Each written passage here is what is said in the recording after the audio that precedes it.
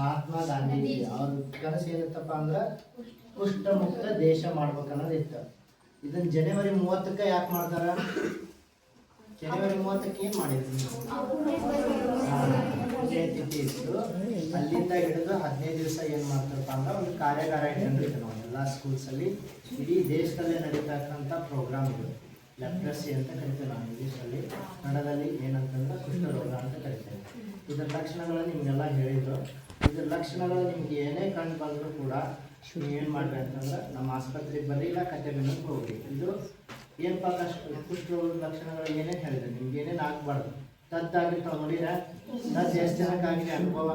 ಪ್ರೈಮರಿಯಲ್ಲಿ ಆಗಿದೆ, ಹೈಸ್ಕೂಲಲ್ಲಿ ಬಂದಾಗ ಆಗಿದೆ, ತದ್ದು ಎಲ್ಲರಿಗೂ ಆಗಿದಾವೆ. ಏನಪ್ಪ ಅಂತಂದ್ರೆ ರೌಂಡ್ ಪ್ಯಾಚಸ್ ಇರ್ತಾವೆ, ಗೊತ್ತದ? ಬಟ್ ರೌಂಡ್ ಪ್ಯಾಚಸ್ ಭಾಳ ಟೈಪ್ ಇದಾವೆ. ಏನಪ್ಪ ಅಂತಂದ್ರೆ ಅದರಲ್ಲಿ ನೀವು ಹಸಿ ಬಟ್ಟೆ ಹಾಕೋದ್ರಿಂದ ಆಗಿರ್ಬೋದು, ಹೊಳೆಯಲ್ಲಿ ಜಳಕ ಮಾಡೋದ್ರಿಂದ ಆಗಿರ್ಬೋದು, ಈ ಥರ ಎಲ್ಲ ನಿಮ್ಗೆ ವೈಟ್ ಪ್ಯಾಚಸ್ ಆಗ್ತಿರ್ತಾವೆ. ಬಟ್ ಇದಕ್ಕೆ ಡಿಫ್ರೆನ್ಸ್ ಏನಿರ್ತೈತಿ ಅಂತಂದ್ರೆ ಇದೊಂದು ಸ್ವಲ್ಪ ವೈಟ್ ಪ್ಯಾಚಸ್ ಏನಿರ್ತೈತೆ ಅಂದ್ರೆ ಅಲ್ಲೇ ಸ್ಪರ್ಶ ಜ್ಞಾನ ಇರಂಗಿಲ್ಲ. ಫಸ್ಟ್ ಆಫ್ ಆಲ್ ಏನಿರಲ್ಲ, ಸ್ಪರ್ಶ ಜ್ಞಾನ ಇರಂಗಿಲ್ಲ. ಗೊತ್ತಾ? ಈಗ ಹೇಳಿದ್ರು, ನೀವೇನಾದ್ರು ಬಿಸಿ ಮುಟ್ಟಿದ್ರೆ ಗಪ್ಪನ ವಾಪಸ್ ಕೈ ತಗೋತೀರಿ, ಯಾಕಂದ್ರೆ ಸ್ಪರ್ಶ ಜ್ಞಾನ ಇರ್ತದೆ. ಬಟ್ ಆ ಜಗಕ್ಕೆ ಇರಂಗಿಲ್ಲ. ಅಥವಾ ಜೊತೆಗೆ ನಿಮ್ಮ ಪಕ್ಕದಲ್ಲಿ ಯಾರು ಪಿಂಚ್ ಚಿತ್ರಪ್ಪ ಅನ್ನೋದ್ರೆ ಆ ಜಗಕ್ಕೆ ಏನಾಗ್ತೈತಿ, ಸ್ಪರ್ಶ ಜ್ಞಾನ ಇರಲ್ಲ. ಬಟ್ ಆಗದೇ ಇರೋದ್ರಿಂದ ಸ್ಪರ್ಶ ಜ್ಞಾನ ಬೇಗ ಆಗ್ತದೆ. ಹೌದಾ? ಚೂಟಿದ್ರೆ ಇವೆಲ್ಲ ಏನಪ್ಪ ಅಂತಂದ್ರೆ ಆ ಮಚ್ಚೆಗೂ ಮತ್ತು ನಾರ್ಮಲ್ ಆಗಿರೋ ಮಚ್ಚೆಗೂ ಭಾಳ ಡಿಫ್ರೆನ್ಸ್ ಇರ್ತದೆ. ಇನ್ನೊಬ್ರಿಗೆ ಏನಿರ್ತದೆ, ಕಬ್ಬಿನಾಂಶ ಕಡಿಮೆ ಆದ್ರಿಗೂ ಬಿಳೆ ಮಕ್ಕಳ ಮೇಲೆ ಮಚ್ಚಿ ಎಲ್ಲ ಇರ್ತಾವೆ. ಬಟ್ ಅವ್ರನ್ನ ನೀವು ಡಾಕ್ಟರ್ ಕಡೆ ಹೋಗಿ ತೋರಿಸಿದ್ರೆ ಮಾತ್ರ ನಿಮ್ಗೆ ಅದ್ರ ಬಗ್ಗೆ ಅವೇರ್ ಆಗ್ತದೆ. ಆಯಿತಾ? ಮತ್ತು ಇನ್ನೊಂದು, ನೀವು ಜಾಸ್ತಿ ಹೊತ್ತು ಸ್ವಲ್ಪ ಮಾಹಿತಿ ಹೇಳ್ತೀನಿ. ಇದು ಕುಷ್ಠರೋಗ ಮೈಕ್ರೋ ಬ್ಯಾಕ್ಟೀರಿಯಾ ಲೆಪ್ರೋ ಎಂಬ ರೋಗಾಣುವಿಂದ ಬರ್ತದೆ. ಈಗ ಒಂದು ಸಾಂಕ್ರಾಮಿಕ ರೋಗ. ಸಾಂಕ್ರಾಮಿಕ ಅಂತ ಒಂದು ಕಾಯಿಲೆ ಒಬ್ರಿಂದ ಒಬ್ರಿಗೆ ಹರಡುತ್ತಲ್ಲ, ಅದನ್ನ ಸಾಂಕ್ರಾಮಿಕ ರೋಗ ಅಂತಾರೆ.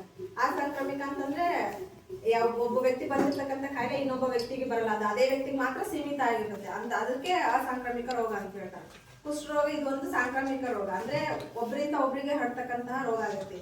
ಇದು ಮೈಕ್ರೋ ಬ್ಯಾಕ್ಟೀರಿಯಾ ಲೆಪ್ರೋ ಎಂಬ ರೋಗಾಣುವಿಂದ ಬರ್ತೈತಿ. ಇದು ರೋಗ ಹೆಂಗಂದ್ರೆ, ಈಗ ಮಾಮೂಲಿ ಒಬ್ಬರಿಗೆ ನೆಗಡಿ ಕೆಮ್ಮು ಆಗಿರ್ತೈತಿ, ಆ ವ್ಯಕ್ತಿ ಕೆಮ್ಮಿದಾಗ ಆರೋಗ್ಯವಂತ ವ್ಯಕ್ತಿಗೆ ಹೆಂಗ ಅದು ನೆಗಡಿ ಜ್ವರ ಬರ್ತದ, ಆ ತರ ಇದು ಒಂದು ಕಾಯಿಲೆ ಬರ್ತೈತಿ.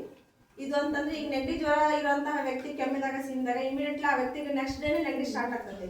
ಬಟ್ ಈ ರೋಗ ಹಂಗಲ್ಲ. ಇವತ್ತು ಕುಷ್ಠರೋಗ ಇರುವಂತಹ ವ್ಯಕ್ತಿ ಕೆಮ್ಮಿದ್ರೆ ಅಥವಾ ಸೀನಿದ್ರೆ ಸಾವಿರಾರು ಬ್ಯಾಕ್ಟೀರಿಯಾಗಳು ಆರೋಗ್ಯವಂತ ಮನುಷ್ಯನ ದೇಹ ಸೇರಿದ್ರೆ ಆ ರೋಗ ಲಕ್ಷಣಗಳು ಹರಡಕ್ಕೆ ಸುಮಾರು 15ರಿಂದ 20 ವರ್ಷ ಟೈಮ್ ತಗೊಂಡತ್ತೆ. ಈ 15ರಿಂದ 20 ವರ್ಷ ಇದೇನು ಟೈಮ್ ಇರುತ್ತಲ್ಲ, ಇದನ್ನ ಇನ್ಕ್ಯುಬೇಷನ್ ಪೀರಿಯಡ್ ಅಂದ್ರೆ ರೋಗ ಹರಡುವ ಉಲ್ಬಣಗಳು ಅವಧಿ ಅಂತ ಹೇಳಿ ಕರೀತಾರೆ. ಇದು ಉಲ್ಬಣಗೊಳ್ಳುವ ಅವಧಿ ಸ್ವಲ್ಪ ಜಾಸ್ತಿ ಆಗಿರೋದಕ್ಕೆ ನಿಮ್ಗೆ ಏನಂತಂದ್ರೆ ನಾವು ಹೇಳ್ತಕ್ಕಂತಹ ಗುಣಲಕ್ಷಣಗಳು ಏನಾದ್ರು ನಿಮ್ಮಲ್ಲಿ ಇದ್ರೆ ನೀವು ಹತ್ತಿರದ ಆಸ್ಪತ್ರೆಗಳ ಆಶಾ ಕಾರ್ಯಕರ್ತರಿಗೆ, ನಮ್ಮ ಹತ್ರ ಇಲ್ಲ ನಿಮ್ಮ ಸ್ಕೂಲ್ ಟೀಚರ್ಸಿಗೆ ಹೇಳಿದ್ರೆ, ಅಂದ್ರೆ ಸ್ಟಾರ್ಟಿಂಗ್ ಅಲ್ಲಿ ಇದು ರೋಗ ಹೆಂಗಂದ್ರೆ ಇದು ನೋಡಕ್ಕೆ ಗುಣಲ್ಲ. 15-20 ವರ್ಷ ಆದ್ರೆ ಅದು ಹರಡಕ್ಕೆ ಇಷ್ಟು ದೀರ್ಘ ಐತೆ ಅಂತಂದ್ರೆ ಇದು ರೋಗ ಬಂದಾದ್ಮೇಲೆ ಅದು ಇನ್ನೂ ಭಾರಿ ಅಂದ್ರೆ ಆರಾಮ್ ಗುಣಪಡಿಸೋದು ಸ್ವಲ್ಪ ಕಷ್ಟ ಇರ್ತದೆ. ಪೂರ್ತಿ ನಮ್ಮ ಹತ್ರ ಸ್ಟಾರ್ಟಿಂಗ್ ಗುಣಲಕ್ಷಣಗಳು ಇರುವಾಗ ಬಂದ್ರೆ ಟ್ರೀಟ್ಮೆಂಟ್ ಹಾಕಿದ್ರೆ ಬೇಗ ಗುಣಮುಖ ಆಗ್ತಾರೆ. ಎಲ್ಲ ಪೂರ್ತಿ ಎಲ್ಲ ಕೈ ತಪ್ಪಿ ನೀರು ಹೋಗೋದು ಬಂದ್ಮೇಲೆ ಇದನ್ನ ಗುಣಪಡಿಸಕ್ ಸಾಧ್ಯ ಇಲ್ಲ.